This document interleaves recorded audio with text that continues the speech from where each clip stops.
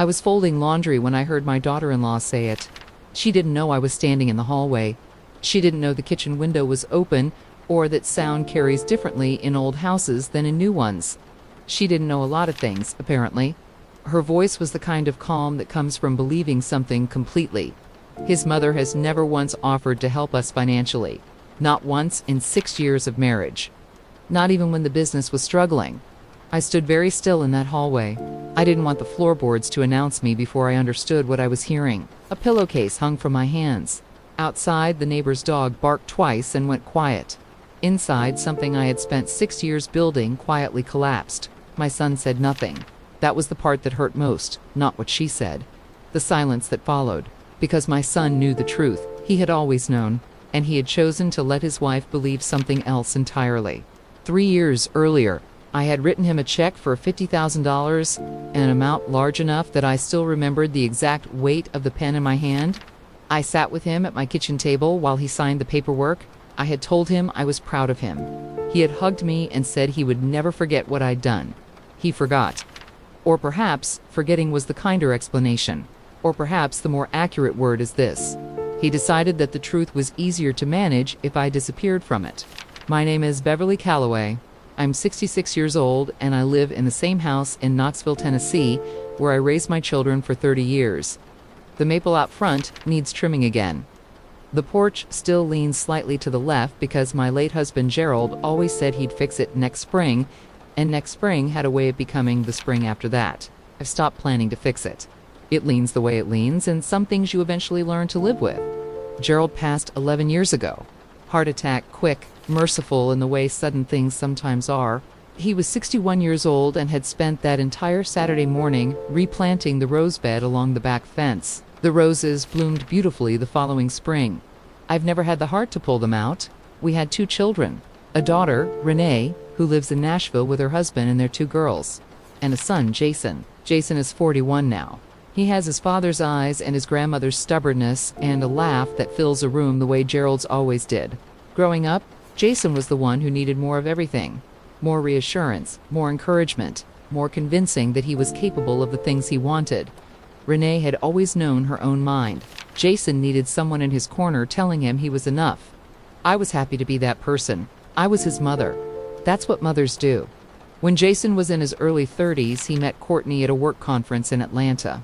She was sharp, driven, put together in the way some people are that makes you feel slightly underdressed, even when you've made an effort. I liked her energy when I first met her. I liked that she seemed to believe in Jason. What I didn't yet understand was the particular shape that belief would take. She believed in Jason's potential. She was less interested in the people who had invested in him before she arrived. They married 2 years after meeting. Small ceremony, destination wedding in Savannah. Beautiful, I cried during the vows. Mostly because Gerald should have been there. He would have loved watching his son dance badly at his own reception. Jason and Courtney settled in Charlotte. Good jobs, a nice neighborhood, the kind of beginning that looks easy from the outside. I drove up when I could, called every Sunday, tried not to crowd them. I knew the difference between being present and being a burden, or at least I believed I did. The idea came up the summer before Jason turned 38. He called me on a Wednesday evening, which was unusual. Jason was a Sunday caller, reliable as church bells. Wednesday meant something was on his mind. "Mom, I need to talk to you about something. I'm listening." He told me he and Courtney had been planning something for 2 years. A home renovation business. Courtney had the design background. Jason had spent 15 years in project management. Together, they believed they had everything they needed except one thing: startup capital. "How much are you thinking?" I asked. He was quiet for a moment. That particular quiet I recognized. The quiet of someone about to say a number they've been working up the courage to say, 50,000. I didn't respond immediately. $50,000 was not a small number. After Gerald died, I had been careful with the life insurance. I owned the house outright. I had a modest retirement. But $50,000 was real money, the kind that took decades of careful living to set aside. "Is this what you really want?" I asked him. "Not what Courtney wants, what you want." He didn't hesitate. "Yes, Mom, this is mine too. I've never wanted anything this much." I believed him. I had watched Jason struggle his whole adult life to find work that felt like his own. I had watched him take jobs that paid well but left him exhausted in a way sleep couldn't fix. I knew what it sounded like when my son meant something. He meant this. 2 weeks later, he drove down to Knoxville. We sat at the kitchen table the way we had sat for every important conversation in his life. I had made coffee. It brought a folder with financial projections and a business plan that Courtney had put together. It was thorough. I could see she was serious. I wrote him a check that afternoon, $50,000. No interest, no repayment schedule. I told him it was an investment in something I believed in. He hugged me for a long time at the door before he left. "I won't forget this, Mom." "I know you won't," I said. I meant it as love. He meant it as a promise. Only one of us understood what that promise would cost later. The business launched that fall. Calloway and Courtney Renovations, they called it. I noticed they used both last names. At the time, I thought it was simply professional branding. Now I understand it a little differently. The first year was exactly what new businesses usually are: hard, unpredictable. Jason called occasionally with updates that were either cautiously optimistic or quietly worried, depending on the week. I never asked about the money. I had given it freely, and I intended to let it sit freely. Strings attached to gifts have a way of rotting the gift from inside. Gerald had taught me that. By the second year, they were finding their footing. Courtney's design portfolio was building. Jason had landed 2 larger contracts through connections from his old job. He sounded like himself again on Sunday calls. Lighter, less tired. The third year, the business turned profitable. Jason called me on a Thursday that October. "We made it, Mom." I could hear everything in those 3 words: relief, pride, the exhale of a man who had spent 3 years afraid to believe something good was actually happening. "I knew you would," I told him. "We couldn't have done it without the start you gave us. You would have found a way." Maybe, but not as fast. Not without that first year's security. We talked for almost an hour that evening. It was one of the best phone calls we'd had in years. I went to bed that night feeling the particular contentment of a parent who had helped without asking to be thanked, and watched something she believed in become real. I didn't know that 3 months later I would be standing in a hallway holding a pillowcase, hearing a sentence I was never meant to hear, and realizing that the money had never been the part that mattered most. I had driven up to Charlotte in January for a long weekend, carrying the same easy expectations I had carried on every visit before it. Nothing special planned. Renee had been on me for months to visit more often. "You can't just sit in that house waiting for people to come to you, Mom." She wasn't wrong. Jason and Courtney had given me their guest room and made me feel genuinely welcome. Courtney had suggested several places we might have lunch together. Things felt easy in the way they sometimes do when everyone was making a comfortable effort. It was the second evening. I had gone to bed early with a book but couldn't sleep. Around 9, I got up for a glass of water.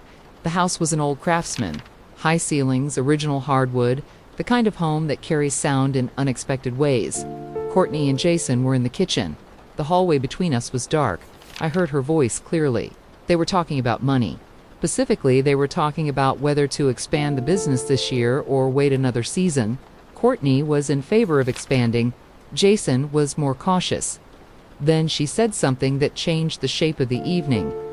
"Your sister's husband has his family's full financial backing. His parents co-signed their first loan. We've built everything ourselves." A small silence. "That's true," Jason said. "Your mother has never once offered to help us financially. Not once in 6 years of marriage. Not even when the business was struggling." I stopped breathing. Not because of what she said, because of what he didn't say. Jason said nothing. He made a small sound that could have been agreement, or simply silence wearing the shape of it. Either way, he did not correct her.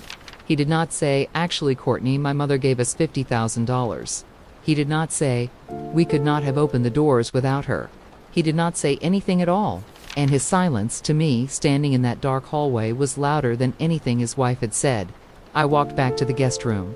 I did not get my glass of water. I sat on the edge of the bed for a very long time. Hands were steadier than I expected them to be. That surprised me. Sometimes the biggest hurts arrive more quietly than you anticipate. Like a door closing in another room. You heard it. I went back to the guest room without saying a word. I lay awake for a long time, staring at the ceiling and hearing the same sentence again and again. She believed I had never helped my own son. You just can't believe it was meant for you. I slept less than 2 hours. What sleep I managed was shallow and full of half-formed things I couldn't quite call dreams. When the first gray light appeared through the curtains, I dressed quietly, made my way to the kitchen, and started the coffee the way I always had. Old habits give the hands something to do when the mind hasn't settled.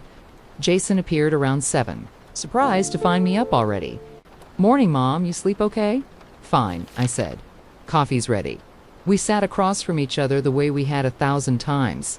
At first, we talked about nothing. The weather, a neighbor's renovation project they could see from the kitchen window, whether the drive back to Knoxville would be clear on Sunday.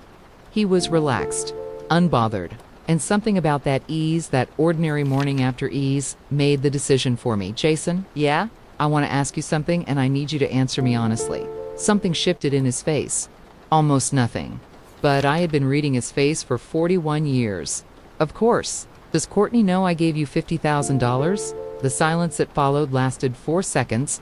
"I know because I counted." "Mom, does she know?" He set down his mug, looked toward the window. "It's complicated." "It really isn't," I said. "Either she knows or she doesn't." He pressed his lips together. "She knows we had outside help in the beginning."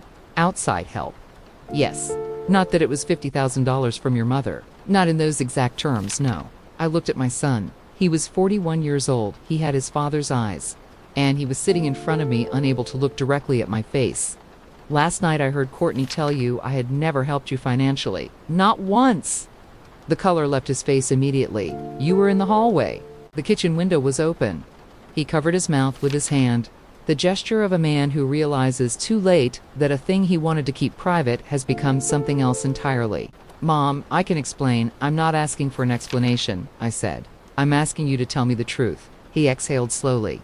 "She doesn't know the full amount, or that it came from me specifically.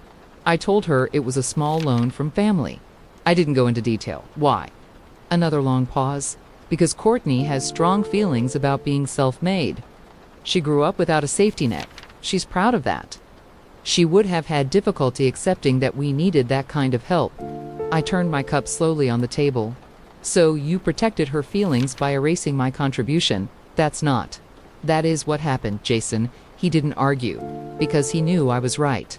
He had taken something I gave in love and quietly made it disappear, not stolen. Something harder to name than that. He had revised history, tucked me into a footnote, and called it kindness. He tried to explain himself the way people do when they've been caught being less than they wanted to be, not with excuses, exactly, with context, the particular kindness of context. "Courtney's family was very poor growing up," he said. "Her parents couldn't help her with anything. College, her first apartment, nothing. She's built everything herself, and she's deeply proud of that. When we started the business, she talked about it constantly, starting from zero, building something real. I didn't know how to tell her that we had a $50,000 head start, without making her feel like the story she was telling herself wasn't true. I listened. I've always been a good listener. It's not always a gift. Sometimes it simply means you hear more than you wanted to." "And last night?" I asked. "When she said I had never helped you? You chose silence." He looked at the table. "I didn't know what to say in the moment. You knew exactly what to say. You chose not to say it." He didn't respond, which was its own kind of answer. "Jason, I'm not angry that you wanted to protect Courtney's feelings. I understand that impulse. What I cannot understand is allowing your wife to believe I am someone who watches her own child struggle without offering a hand. That's not who I am, and you know it." His jaw tightened. "I know, Mom. Do you? Because from where I'm sitting, that is exactly the person you have allowed me to become in your marriage." He looked up. His eyes were red, not the red of anger, the red of something more complicated. "I never meant for it to go this far. Small omissions have a way of becoming large ones." He nodded slowly. "I need to think about how to handle this. I think you need to do more than think." We didn't speak about it again that weekend, but the silence between us had changed. It no longer felt like the comfortable silence of a mother and son who understood each other. It felt like a door neither of us was willing to pretend wasn't there. Courtney came downstairs an hour later and made breakfast, and talked about the neighborhood and asked if I wanted to see the new kitchen tile they were considering for a client. I said yes. I looked at the tile, admired the color, and said it was beautiful. Then I went home the next morning carrying a hurt I wasn't ready to name. I said it was beautiful because it was, and because some conversations have a time and a place, and Sunday morning over someone else's kitchen samples was not it. I drove back to Knoxville Sunday afternoon with the strange feeling that I had left something unfinished on that kitchen table. Jason walked me to the car. "I'm going to fix this, Mom. I hope so. I love you. I love you too. I meant it." That was the hardest part. Loving someone clearly enough to see exactly what they've done. I did not hear from Jason for 11 days.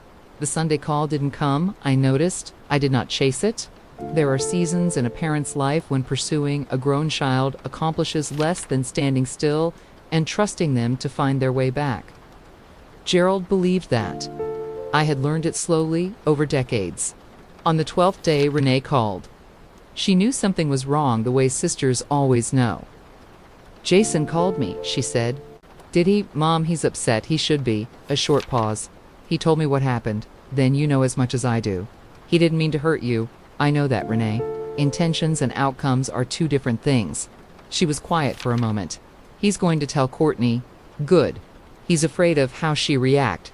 That's between him and his wife, Mom. Renee, I love your brother very much. But he is 41 years old. Managing his marriage is not my responsibility. Telling the truth in it is." She didn't argue. Renee was always the practical one. She recognized a reasonable position when she heard one. 3 weeks after I returned from Charlotte, Jason called on a Sunday evening. I knew from the first 2 words that he had finally done the thing he'd been afraid to do. He sounded tired in the way that comes from carrying something you've finally decided to set down. I told her. "Everything?" "Yes." "How did she take it?" A long exhale. "Honestly, not well at first. She was upset that I had kept it from her. Not at you. At me. She said she felt like the foundation of the story she'd been telling had been removed. I told her that was exactly how you felt. I closed my eyes.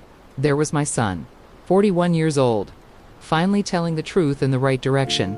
"She wants to call you," he said. "What did you tell her?" "That I thought she should." I held the phone for a moment after we hung up. Outside, Gerald's roses were still dormant. February in Knoxville is gray and patient. Spring comes, but it doesn't rush. I thought that was about right. She called on a Thursday morning. I was in the backyard checking on the roses. The first pale swelling at the tips of the branches, that means they're thinking about coming back. Gerald always said roses were stubborn. "They'll die on you before they'll give up on themselves." I answered on the second ring. "Beverly." She used my first name. She had almost never done that before.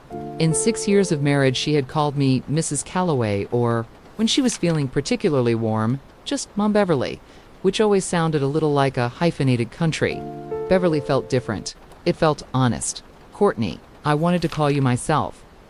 Jason offered to be on the line, but I told him this was mine to do. "I appreciate that." A short silence. I could hear her collecting herself on the other end. "I didn't know. I want you to understand that first." He told me there was family help. I assumed it was minimal. I assumed it was alone. He let me assume. I know.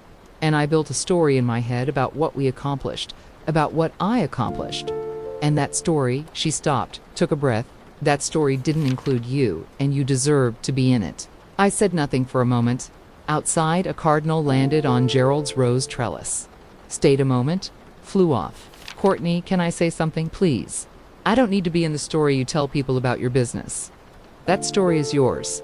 You built something real, and I'm genuinely proud of both of you." A silence on the line. What I needed was simply not to be erased from the truth. There is a difference between keeping something private and pretending it didn't happen. My son knows that difference. He just lost sight of it for a while. She was quiet for a long moment. When she spoke again, her voice was smaller, not defeated. "Just real. I owe you an apology that isn't mine to give. What I can tell you is that I know now. And what I know matters to me. You matter to me. Even if I've been bad at showing it." We talked for another 20 minutes. Courtney didn't ask me to forgive her, and I didn't offer forgiveness as a performance. We simply told the truth about what had happened and let that truth sit between us without defending it. Nothing dramatic. Just 2 women finding their way to something more honest than what had existed between them before. When we hung up, I stood in the yard for a while. The morning was cold, but the kind of cold that feels like it's loosening. Like winter deciding it has made its point. Gerald's roses held their small, stubborn buds against the fence, waiting for the right conditions. Not in any particular hurry, but alive. Undeniably, obstinately alive. People ask me sometimes whether I regret giving Jason the money. The answer is no. I regret what happened after. But the giving itself was the right thing. Love isn't a transaction. You don't withdraw it because someone failed to honor it properly. You correct them. You hold your ground and then you leave the door open. Because the people who hurt us most are usually the people whose opinion we value most.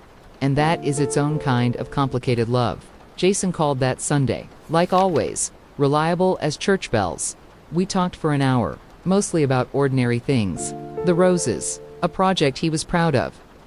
Whether Renee's girls were old enough to come to Knoxville alone for spring break. Near the end of the call, he went quiet for a moment. Mom? Yeah, I'm sorry. I know. I mean it. I know that too. Outside, the first rose of the season had opened. Small, pale, a little early for February in Tennessee, but they're all the same. 3 weeks after Courtney's call, Jason came to Knoxville alone. He brought coffee from the little place near the hotel where he used to stay when he visited me. He set the cup on the table, then sat across from me without trying to fill the silence. I keep thinking about that night, he said. About what I said, about what I let Courtney believe. I listened. I can't undo it, Mom. No, I said, you can't. He looked down at his hands. But I can stop pretending it didn't happen. That was the apology I had needed. Not a grand gesture. Not another explanation. Just the truth. Finally spoken without being defended. Before he left, Jason asked if I would come see the business someday. I told him I would. Not because the money had become important again. It hadn't. Because the beginning of his life as a businessman had included something he had spent years trying to erase. His mother's belief in him. And this time he wasn't asking me to forget it. He was asking me to remember it with him. Some gifts are remembered for what they buy. Others are remembered for what they make possible. I gave Jason $50,000 because I believed in him. I never expected repayment, recognition, or a place in his business. But hurt was being removed from the truth. But I learned something in the months that followed. Forgiveness does not mean pretending nothing happened. It means deciding what you want the rest of the story to be. Jason had a choice. He could keep protecting the version of the story that made his life easier, or he could finally tell the truth. He chose the truth. And that was enough for me to begin again. The roses Gerald planted are still outside my window. They haven't changed. I have.